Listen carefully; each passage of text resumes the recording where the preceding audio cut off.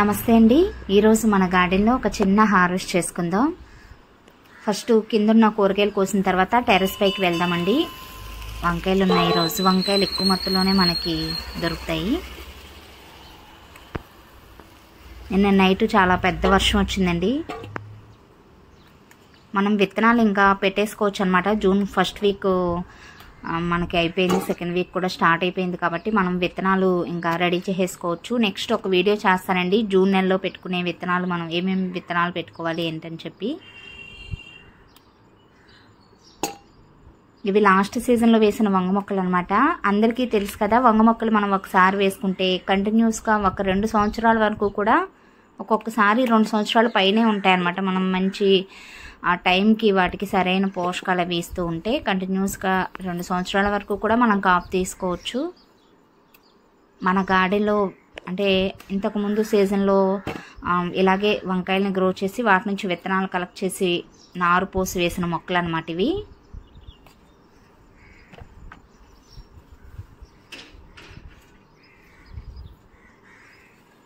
కర్ర సపోర్ట్ చేసి కట్టాలి దీనికి।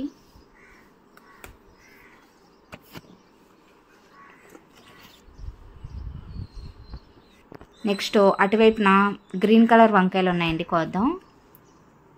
ఇవి కూడా అంతే, లాస్ట్ సీజన్లో మన గార్డెన్లో కలెక్ట్ చేసిన విత్తనాలతోనే నారు పోసి వేసానండి। లాస్ట్ సీజన్లో కూడా చాలా బాగా మనం కాపు తీసుకున్నాము। మధ్యలో కొంచెం బ్రేక్ వచ్చిందండి వీటికి। వంగ మొక్కలు అంతే కంటిన్యూస్గా ఒక 5-6 హార్వెస్ట్లు అలా అయిపోయిన తర్వాత మళ్ళీ ఒక 10-15 రోజులు గ్యాప్ వచ్చి మనకి పూత పింద అనేది స్టార్ట్ అవుద్ది అన్నమాట।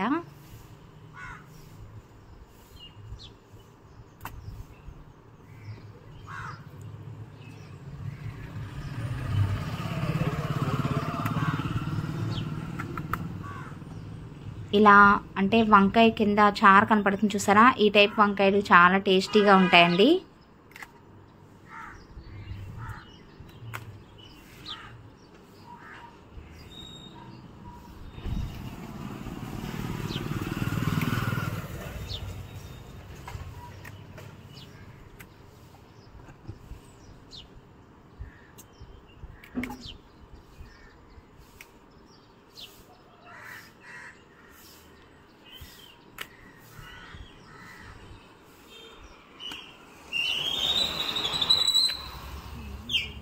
చాలా రోజుల తర్వాత మనకి గ్రీన్ కలర్ వంకాయలు ఎక్కువ మొత్తంలో వచ్చాయి। పెద్ద సైజులో వస్తాయండి కాయలు, మనకి లేతగానే ఉంటాయి అన్నమాట। పర్పుల్ కలర్ వంగ మొక్క కూడా ఇక్కడ కర్ర సపోర్ట్ చేసి కట్టామండి। నిన్న నైట్ పెద్ద వర్షం వచ్చిందని చెప్పాను కదా, ఆ గాలికి కరివేపాకు చెట్టు పక్కకి వంగిపోయింది అనమాట। సన్నగా పొడవుగా పెరిగిందండి పైకంట, మీకు చూపిస్తాను। అంటే ఆ ప్లేస్లో పాదులు అవి పెట్టాము, వాటి మధ్యలో నుంచి చక్కగా హైట్గా వెళ్ళిపోయింది। పెద్ద గాలి వచ్చేసరికి పక్కకి ఒరిగిందండి, చాలా ఫ్రెష్గా ఉంది కరివేపాకు। కొంచెం కారపొడి కొడదామని చెప్పి కొద్దిగా కోస్తున్నాను। మనకి కరివేపాకు చెట్టు ఇంట్లోనే ఉంది కాబట్టి ఎప్పటికప్పుడు కొద్ది కొద్దిగా మనం కారపొడి కొట్టుకోవచ్చండి, స్మెల్ అది పోకుండా టేస్ట్ బాగుంటుంది అన్నమాట। లాస్ట్ హార్వెస్ట్ వీడియోస్ పోస్ట్ చేసినప్పుడు కరివేపాకు చెట్టును కూడా పెంచండి అని చెప్పి ఒకరు కామెంట్లో అడిగారండి। అప్పుడు అంటే దీన్ని స్పెసిఫిక్గా ఎప్పుడు నేను హార్వెస్ట్లో చూపించలేదు, ఉందండి ఆల్రెడీ కరివేపాకు మొక్క। కర్రది సపోర్ట్ చేసి కట్టడమో లేదంటే ప్రూనింగ్ చేయడమో చేస్తాను, పక్క కొరిగింది కదా। వంకాయలు అయితే ఎక్కువ మొత్తంలోనే వచ్చాయండి, చాలా రోజుల తర్వాత గ్రీన్ కలర్ వంకాయలు। నెక్స్ట్ బెండకాయలు ఉన్నాయి, కోద్దాం। ఈ బెండ మొక్కల్ని కూడా ప్రూనింగ్ చేయాలండి, కింద చక్కగా బుషీగా పెరిగి మొక్క పక్క నుంచి కొత్త కొమ్మలు అవి వచ్చి కాపు బాగుంటుంది। సన్నగా హైట్గా కొన్ని మొక్కలు పెరిగిపోయాయి, అవన్నీ కూడా కట్ చేసేస్తాను। నెక్స్ట్ ఒక వీడియో చేస్తానండి, ఇవన్నీ కూడా మళ్ళీ మనం టెర్రస్ పైకి షిఫ్ట్ చేసుకోవచ్చు కంటైనర్స్ని। టెర్రస్ గార్డెన్లో పాత పాదులన్నీ కూడా తీసేసామండి। అంతేకాకుండా ఈసారి గార్డెన్ డిజైన్ కూడా మారుద్దాం అనుకుంటున్నాము। ఎప్పుడు అంటే హారిజాంటల్గా పందిరి అనేది ఒక పైన మొత్తం అటువైపు నుంచి ఇటువైపుకి ఒకే లెవెల్లో వేసేస్తున్నాం కదా, అలా లేకుండా మధ్య మధ్యలో కొంచెం గ్యాప్ ఇచ్చినట్టుగా కొంచెం నేను మీకు వీడియో చేస్తాను, ఒకటి రీక్రియేట్ చేద్దాం అనుకుంటున్నాము। ఎర్ర బెండకాయలండి, మనం చాలా రోజుల నుంచి బెండకాయలని కాపు తీసుకుంటున్నాము। కొంచెం మిల్లీ బగ్స్ ఎఫెక్ట్ అయ్యాయి. వేప నూనె స్ప్రే చేశానండి. ఇంకా పాతగా తయారు చేసుకున్న వేప నూనె కూడా అయిపోయింది. ఈసారి నేను వీడియో కూడా పోస్ట్ చేస్తానండి. మనం ఇంట్లోనే చక్కగా వేప నూనెని తయారు చేసుకుని మొక్కల మీద స్ప్రే చేసుకోవచ్చు. బయట కొనాలన్నా చాలా కాస్ట్ అనేది ఎక్కువగా ఉంటుంది.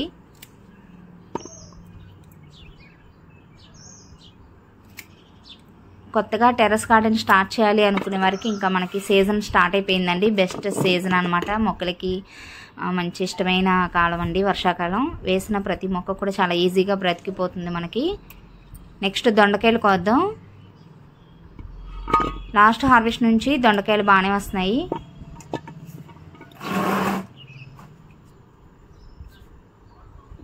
కాకర విత్తనం కూడా ఒకటి పడి మొలిచి ఈ దొండపాదు పాకిన ప్లేస్లోనే అది కూడా పాకుతుందండి. పందిరి అది పెద్ద సైజులో వేద్దాం అనుకుంటున్నాము.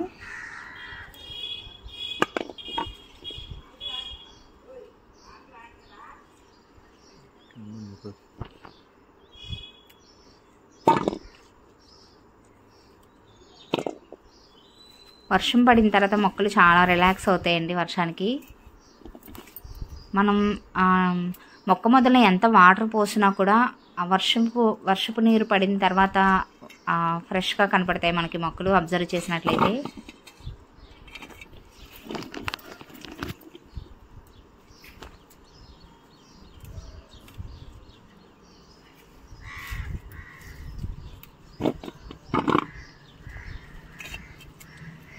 దొండకాయలు ఈరోజు మొత్తం ఒక 1 కేజీ పైనే వచ్చేటట్టు ఉన్నాయండి. చూద్దాం.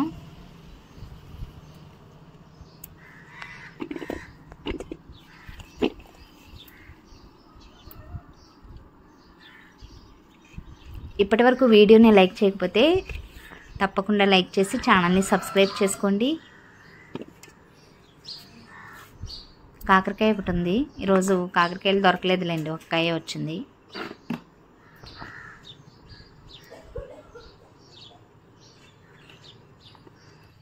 ఆ సీజన్ ఈ సీజన్ అని లేకుండా అన్ని సీజన్స్లో కూడా మనకి దొండకాయలు చాలా బాగా కాస్తాయండి. అయితే వర్షాకాలం ఇంకా ఎక్కువగా ఉంటుందన్నమాట కాపు. దొండపాదుకి ఎప్పుడు వాటర్ ఎక్కువగా ఉండాలండి. మనం ఎంత వాటర్ పోస్తే అంత బాగా కాపు అనేది వస్తుంది. బట్ ఈ వర్షాకాలంలో కొంచెం గొంగళి పురుగులు అవి మనకి ఎక్కువగా స్ప్రెడ్ అయ్యే అవకాశం ఉంటుంది. కాబట్టి ఎప్పటికప్పుడు కంపల్సరిగా మనం వేప నూనె కానీ కుంకుడుకాయ రసం ఇలాంటివి స్ప్రే చేస్తూ ఉండాలన్నమాట. వచ్చిన తర్వాత కంటే రాకముందే మనం వేప నూనె అది స్ప్రే చేస్తుంటే కొంచెం చాలా వరకు మనం పెస్ట్లను కంట్రోల్ చేయొచ్చండి.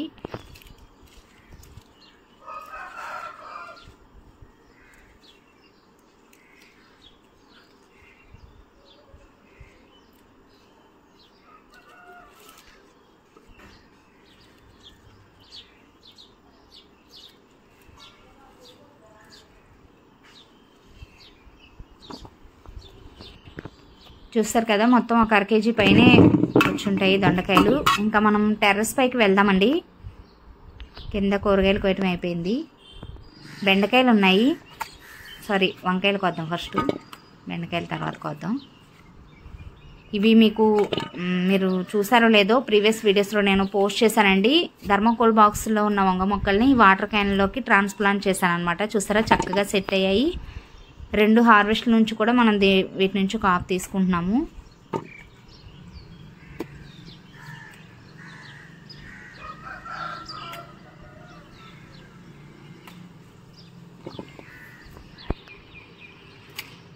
నెక్స్ట్ బెండకాయలండి.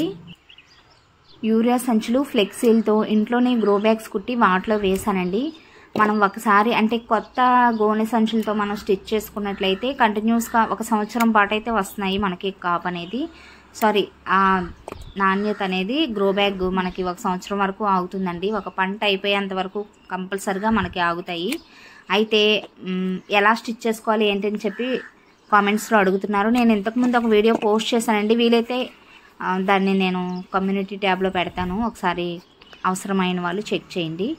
లేదంటే నెక్స్ట్ ఒక వీడియో చేస్తాను. ఇంతకుముందు మన గార్డెన్లో కంటైనర్స్ ఇన్ని ఉండేవి కదండి. ఇప్పుడు చూపించడానికి కంటైనర్స్ ఫస్ట్లో గార్డెన్ స్టార్ట్ చేసిన కొత్తలో ఇలాగే ఖర్చు లేకుండా ఇంట్లో ఉన్న యూరియా సంచులతో ఫ్లెక్సీలతో గ్రో బ్యాగ్స్ కుట్టుకుని కొంచెం ఓపిక్గా మొక్కలు పెంచడం స్టార్ట్ చేశాను. బట్ ఇప్పుడైతే కంటైనర్స్ పెరిగాయండి ఎక్కువగా. అంటే మధ్య మధ్యలో వాటర్ క్యాన్లు అవి కొన్ని తీసుకొచ్చి వాటిలో వేయటం, లేదంటే పాత సామాను అమ్మే వాళ్ళ దగ్గర ఇంట్లో ఉండేవి పాతవి ఏమైనా పనికిరానివి వేసేసి వాళ్ళ దగ్గర ఏమైనా పెద్ద డబ్బాలు అలాంటివి ఏమైనా ఉన్నప్పుడు తీసుకునేదాన్ని. అలా గార్డెన్లో కంటైనర్స్ కూడా ఎక్కువ మొత్తంలో మనకి వచ్చాయి.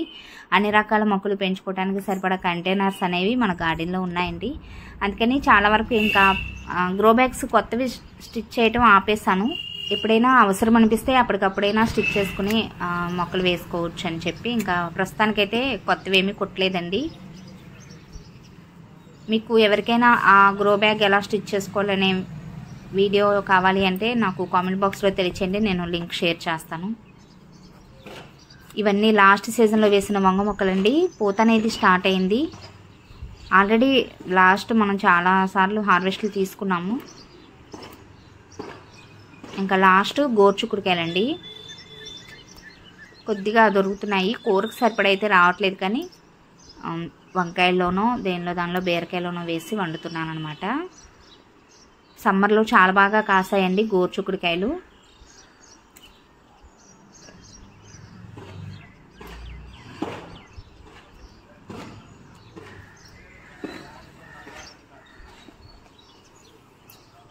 ఇంకా 2-3 మొక్కలే ఉన్నాయి. ఇవి కూడా పాత మొక్కలన్నీ ఇంకా అయిపోయాయండి.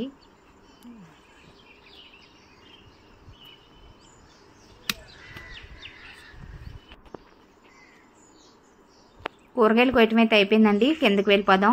హార్వెస్ట్ వీడియో స్టార్ట్ చేసినప్పుడైతే అసలు చాలా చిన్న హార్వెస్ట్ వస్తుంది అని అనుకుని స్టార్ట్ చేస్తామండి. బట్ కూరగాయలన్నీ కొయ్యటం గార్డెన్ అంతా తిరుగుతూ చూసేసరికి సర్ప్రైజ్గా ఎక్కువ మొత్తంలోనే మనకి కూరగాయలు అనేవి హార్వెస్ట్ చేసేస్తాము.